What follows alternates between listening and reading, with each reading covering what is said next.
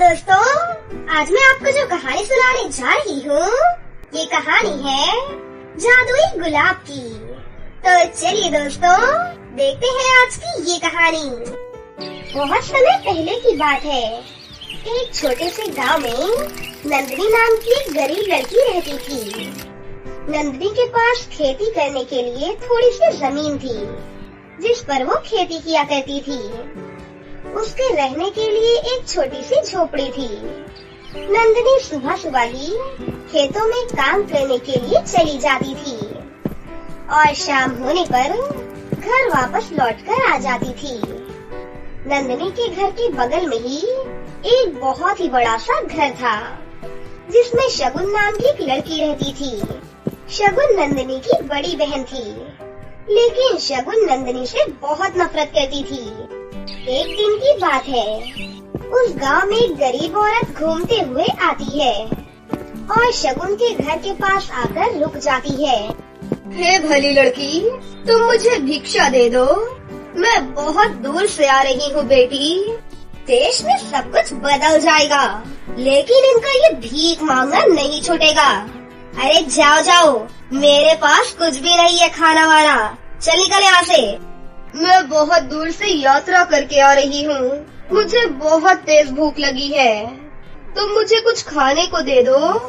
तुम गुस्सा क्यों करती हो बेटी? गुस्सा नहीं करूँ तो और क्या करूँ? पहले से ही मेरा व्यापार घाटे में चल रहा है, ऊपर से तुम यहाँ आकर मुझे और गुस्सा दिला रही हो।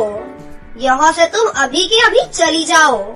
शगुन उस गरीब औरत को डांट कर अपने घर से भगा देती है। वो गरीब औरत मुस्कुराते हुए आगे चल देती है। फिर वो औरत नंदिनी की झोपड़ी के पास जाकर रुक जाती है। बेटी, मैं बहुत दूर से यात्रा करके आ रही हूँ, कृपया करके तुम मुझे थोड़ा सा भोजन दे दो। अरे अम्मा जी, आप वहाँ पर क्यों खड़ी हैं? चलिए, आप जल्दी से अंदर चलिए। नंदिनी उस गरीब औरत को बहुत ही सम्मान के साथ अपने घर के अंदर ले जाती है। वो गरीब औरत नंदिनी की झोपड़ी को देखकर कहती है, हे भली लड़की, तुम मुझे इतने प्रेम से अंदर लेकर आई हो। क्या तुम मुझे पहले से ही जानती हो? अरे अम्मा जी, क्या हम जिन्हें जानते हैं, हमें सिर्फ उन्हीं का सम्मान करना चाहिए। अम्मा जी, आप इतनी दूर से यात्रा करके आ रही हैं और आपको भूख भी लगी है।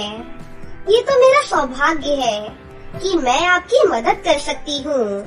ऐसा बोलकर नंदिनी खुशी खुशी उस गरीब औरत के लिए भोजन लाने चली जाती है। वो गरीब औरत नंदिनी की सेवा से बहुत खुश हो जाती है। खाना खाने के बाद जाते समय वो गरीब औरत नंदिनी से कहती है, बेटा, तुम बहुत ही गरीबी में जी रही हो, लेकिन तुम्हारा दिल बहुत ही अच्छा है। तुम मुझसे कुछ भी मांग सकती हो, मैं खुश होकर तुम्हें वो चीज दे दूंगी। अरे अम्मा जी, मुझे कुछ भी नहीं चाहिए। मैंने आपकी सेवा की, यही मेरे लिए बहुत ही सौभाग्य की बात है। बेटा, मैं तुम्हारी ईमानदारी से बहुत खुश हुई। मैं तुम्हें अपनी इच्छा से कुछ देना चाहती हूँ, तुम ना मत कहना। ये लो जादुई गुलाब। तुम्हें जिस भी चीज की जरूरत हो, आंखें बंद करके उस चीज को इस जादुई गुलाब से मांग लेना और तुम्हें वो चीज मिल जाएगी। इतना बोलकर वो गरीब औरत नंदिनी को आशीर्वाद देकर वहाँ से चली जाती है। ऐसे ही कुछ दिन बीत जाते हैं और नंदिनी उस गरीब औरत के दिए हुए जादुई गुलाब का कोई भी प्रयोग नहीं करती है। कई महीने बीत जाते हैं। एक दिन नंदिनी के पास खाने के लिए कुछ भी नहीं बचा था। भूख से परेशान होकर नंदिनी अपनी बड़ी बहन शगुन के पास मदद मांगने के लिए चली जाती है। दीदी, मेरे दिन बहुत ही गरीबी में गुजर रहे हैं। मेरे पास खाने के लिए कुछ भी नहीं है। कृपया करके आप मुझे कुछ अनाज दे दो। जैसे ही मेरी फसल कटेगी, मैं आपका अनाज आपको लौटा दूंगी। मैं आपसे वादा करती हूँ। माफ करना बहन, लेकिन मैं तुम्हें अपना चावल नहीं दे सकती हूँ। मुझे शक है कि तुम मेरा चावल मुझे लौटा नहीं पाओगी। गलत मत समझना मेरी बहन, लेकिन मैं तुम्हारी मदद नहीं कर सकती हूँ। नंदिनी अपनी बहन से कुछ भी नहीं कह पाती है और उदास होकर अपने घर वापस लौट आती है। तभी नंदिनी को अचानक से उस गरीब औरत के दिए हुए जादुई गुलाब की याद आती है। तब नंदिनी उस गुलाब से कहती है, हे जादुई गुलाब, आज मैं बहुत ही भूखी हूँ, कृपया करके तुम मुझे कुछ खाने को दे दो। नंदिनी के इतना कहते ही उसके सामने बहुत ही स्वादिष्ट खाने प्रकट हो जाती हैं। अपने सामने इतना सुंदर भोजन देखकर नंदिनी बहुत खुश हो जाती है। अब नंदिनी को जिस भी चीज की जरूरत होती थी, नंदिनी आंखें बंद करके उस जादुई गुलाब से वो चीज मांग लेती थी। अब नंदिनी बहुत ही अमीर हो गई थी। जब शगुन नंदिनी को इतना अमीर देखती है, तब वो उसके घर जाकर उससे कहती है, अरे बहन नंदिनी, तुम इतनी अमीर कैसे हो गई? क्या तुम कोई जादुई मंत्र जानती हो क्या? अरे दीदी, आप ये कैसी बातें पूछ रही हो? कल तक तो तुम बहुत ही गरीब थी, अचानक इतनी अमीर कैसे हो गई? ये सब उन गरीब अम्मा जी के जादुई गुलाब के कारण हुआ है। एक दिन की बात है, अम्मा जी मेरे घर आई थी और उन्होंने मुझे खाना खिलाने के लिए कहा था। मैंने उन्हें खाना खिलाया तो अम्मा जी मेरे व्यवहार से बहुत खुश हुई और मुझे एक जादुई गुलाब दे दिया कि मैं जो भी चाहूँ आंखें बंद करके उससे मांग सकती हूँ। पहले वो गरीब अम्मा मेरे यहाँ आई थी। ओहो, मैंने एक जादुई गुलाब गवा दिया। शगुन को अपनी गलती का बहुत पछतावा होता है और शगुन उदास मन से अपने घर वापस लौट जाती है। फिर उस दिन के बाद से नंदिनी हंसी खुशी अपनी जिंदगी जीने लगती है। एक बार की बात है, किसी गांव में नैना और सुनैना नाम की दो बहनें अपने माता पिता के साथ रहती थीं। वो लोग बहुत अमीर थे। फिर एक दिन वो सभी कार में बैठकर पिकनिक मनाने पहाड़ी की ओर जा रहे थे कि तभी अचानक उनकी कार खाई में गिर जाती है। उस एक्सीडेंट में उन दोनों बहनों के माता पिता की मौके पर ही मृत्यु हो जाती है, जबकि दोनों बहनें अपनी आंखों की रोशनी हमेशा हमेशा के लिए खो देती हैं। इस तरह अचानक ही उन दोनों बहनों की जिंदगी दुखों से भर जाती है। दूसरी तरफ उनके माता पिता के मरने के बाद उनके लालची रिश्तेदार सारी जायदाद पर कब्जा करके दोनों बहनों को घर से बाहर भगा देते हैं। फिर मजबूर होकर वो दोनों बहनें अपने गुजारे के लिए सड़क पर भीख मांगना शुरू कर देती हैं।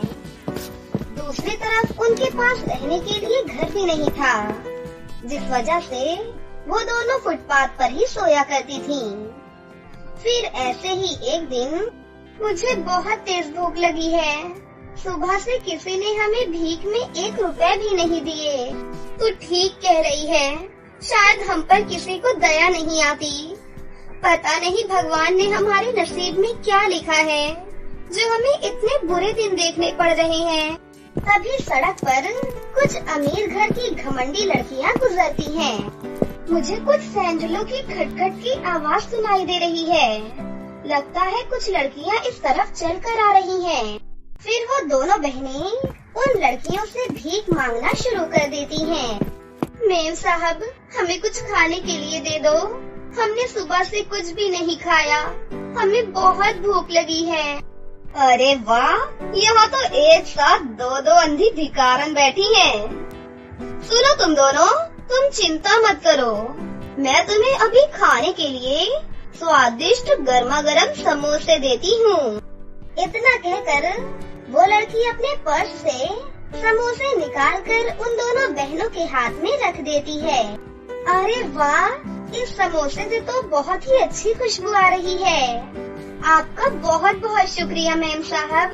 उन दोनों को बहुत ही तेज भूख लगी थी, इसीलिए वो दोनों फटाफट समोसे खाने लगती हैं। लेकिन तभी अचानक दोनों के दांत टूट जाती हैं और वो दोनों रोने लगती हैं। उन दोनों को रोता हुआ देख वहाँ मौजूद सभी लड़कियाँ जोर जोर से हंसने लगती हैं। अरे बेवकूफ, मैंने पत्थर के समोसे तुम्हें खाने के लिए दिए थे। इन समोसों को मैं अभी अभी बाजार से खरीद कर लाई हूँ। सच में तुम दोनों एक नंबर की बेवकूफ हो, इसीलिए सड़क पर भीख मांग रही हो। देखो, इस तरह हमारी लाचारी का मजाक उड़ाना ठीक नहीं है। तुमने हमारे साथ ऐसा करके ठीक नहीं किया। आखिर हमने तुम्हारा क्या बिगाड़ा है? इस तरह बेवजह दूसरों को परेशान करना अच्छी बात नहीं है। अगर मेरी आंखें ठीक होती तो मैं अभी तुम सबको सबक सिखाती। अरे ये क्या? ये अंधी भिखारन तो हमें धमकी दे रही है। लगता है इन दोनों में बहुत अकड़ है। हाँ, तूने बिल्कुल सही कहा। इन दो कौड़ी की भीख मांगने वाली लड़कियों की इतनी हिम्मत कि हमें धमकी दे रही हैं। चलो आज इन्हें सबक सिखाकर इनकी अकड़ ठिकाने लगाते हैं। रिया, जा तू पार्किंग में से अपनी कार लेकर आ। उसके बाद एक लड़की पार्किंग में खड़ी कार लेकर वहाँ आ जाती है। उसके बाद वो सभी लड़कियाँ उन दोनों बहनों को जल्दी से रस्सियों से बांध देती हैं। अरे तुम लोग ये क्या कर रही हो? छोड़ो हमें, छोड़ो। अरे चिंता मत करो, थोड़ी ही देर में तुम दोनों को छोड़ देंगे। बस हमारे साथ शहर का जरा मजा तो ले लो। इसके बाद वो घमंडी लड़कियाँ दोनों बहनों को सड़क पर घसीटते हुए वहाँ से ले जाने लगती हैं। थोड़ी देर के बाद वो कार जंगल में जाकर रुक जाती है। फिर वो सभी लड़कियाँ दोनों बहनों का हाथ पेड़ पर बांधकर उन्हें ऊपर लटका देती हैं। अरे तुम लोगों ने हमें पेड़ पर क्यों बांध रखा है? हमें नीचे उतारो। लेकिन वो सभी लड़कियाँ दोनों का मजाक उड़ाकर वहाँ से चली जाती हैं। दूसरी तरफ दोनों बहनें मदद के लिए जोर जोर से चिल्लाने लगती हैं। लेकिन उस जंगल में उनकी आवाज सुनने वाला कोई नहीं था। इस तरह देखते ही देखते काफी समय बीत जाता है। तभी वहाँ से एक रानी परी गुजर रही थी। दोनों बहनों को पेड़ पर बंधा देख रानी परी को उन दोनों पर तरस आता है और वो फौरन उन्हें पेड़ से नीचे उतार देती हैं। उसके बाद दोनों बहनें रानी परी को अपने साथ हुई सारी घटना को बता देती हैं। सच में तुम दोनों के साथ बहुत बुरा हुआ, लेकिन तुम फिक्र मत करो, मैं उन घमंडी और बदतमीज लड़कियों को सबक जरूर सिखाऊंगी। उसके बाद रानी परी अपनी आँख बंद करके अपने जादू से देखकर उन लड़कियों के ठिकाने का पता लगा लेती हैं। उसके बाद रानी परी फौरन उन लड़कियों के पास पहुंच जाती हैं। उस वक्त वो सभी लड़कियां बार में नाच रही होती हैं। फिर रानी परी उन सभी लड़कियों को रस्सियों से बांधकर उन्हें जंगल में ले जाती हैं और अपनी जादुई शक्ति से सभी लड़कियों को बिल्ली बना देती हैं। अब अगले 6 महीनों तक तुम सभी इसी तरह बिल्ली बनकर इस जंगल में भटकती हुई मियाओ मियाओ करती रहोगी। उसके बाद रानी परी अपने पर्स से जादुई मस्कारा निकालकर उन दोनों बहनों को आंखों पर लगाने के लिए देती है और अगले ही पल उनकी आंखों की रोशनी लौट आती है। फिर रानी परी अपने जादू से वहीं जमीन पर एक जादुई गुलाब प्रकट कर देती हैं। फिर देखते ही देखते वो गुलाब एक खूबसूरत से घर में बदल जाता है। आज से तुम दोनों इसी जादुई गुलाब घर में रहोगी। ये घर तुम्हारी जरूरत की सारी चीजें तुम्हें दे दिया करेगा। फिर उस दिन के बाद से दोनों बहनें उस जादुई गुलाब के फूल से बने घर में रहने लगती हैं। दूसरी तरफ उन्हें उस घर में रोज ढेर सारे सोने के सिक्के मिलने लगते हैं, जिस वजह से वो दोनों बहुत ही अमीर बन जाती हैं और एक बड़े कॉलेज में एडमिशन लेकर अपनी पढ़ाई शुरू कर देती हैं। इस तरह देखते ही देखते दोनों बहनों की जिंदगी पूरी तरह खुशियों से भर जाती है और वो खुशी से एक साथ रहने लगती हैं। तो दोस्तों, कैसी लगी आपको हमारी ये कहानी? अगर आपको हमारी कहानी अच्छी लगी हो तो इसे जरूर लाइक करें, साथ ही हमारे चैनल को सब्सक्राइब भी कर लें और बेल आइकन को दबाना ना भूलें। मिलते हैं अगली वीडियो में। धन्यवाद।